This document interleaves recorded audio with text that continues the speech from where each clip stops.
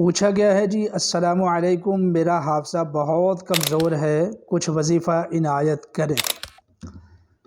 بڑا اہم سوال ہے جی۔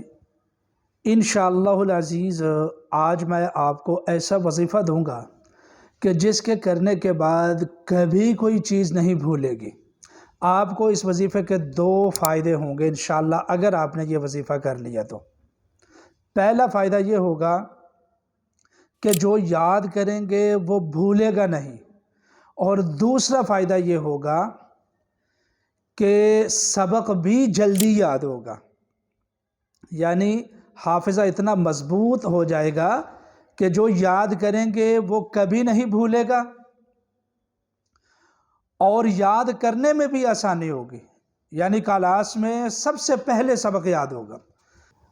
بڑی پرانی بات ہے کہ جب ہم حفظ کرتے تھے تو ہمارے استادوں نے ہمیں یہ وظیفہ بتایا تھا۔ انہوں نے خود اپنے بارے میں بتایا کہ جس وقت میں طالب علم تھا، میں حفظ کرتا تھا تو اس وقت مجھے سبق یاد نہیں ہوتا تھا، اور جو بھی سبق میں بمشکل یاد کر لیتا تو وہ جلدی بھول بھی جاتا تھا، دماغ میں بیٹھتا بھی نہیں تھا۔ تو میں بڑا پریشان تھا، استاذ کی جھڑکیاں بھی کھاتا تھا، پریشانی بھی برداشت کرتا تھا کہ مجھے سبق نہ یاد ہوتا ہے، اور جو یاد ہو جائے وہ دماغ سے، میموری میں سے جلدی غائب بھی ہو جاتا ہے۔ تو اس وقت انہوں نے فرمایا کہ میرے استاذ نے، جو ان کے استاذ تھے، ہمارے جو دادا استاذ بنتے ہیں، تو وہ فرماتے ہیں کہ میرے استاذ نے دوران تعلیم مجھے یہ وظیفہ بتایا تھا، اور انہوں نے فرمایا تھا کہ ایک تسبیح رات کو سونے سے پہلے پڑھ لیا کریں، آپ کا حافظہ مضبوط ہو جائے گا۔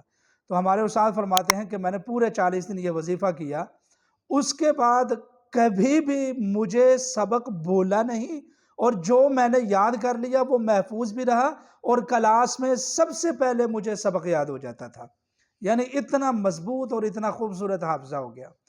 تو وہ فرماتے ہیں کہ میرے استاذ نے مجھے یہ فرمایا تھا کہ آپ رات کو سونے سے پہلے 100 مرتبہ آپ سورۃ الفاتحہ پڑھا کریں، یعنی ایک تسبیح آپ نے سورۃ الفاتحہ کی پڑھنی ہے، اور یوں اپنے ہاتھوں پر دم کر کے اپنے سر کے اوپر اور اپنے جسم کے اوپر مال لینا ہے۔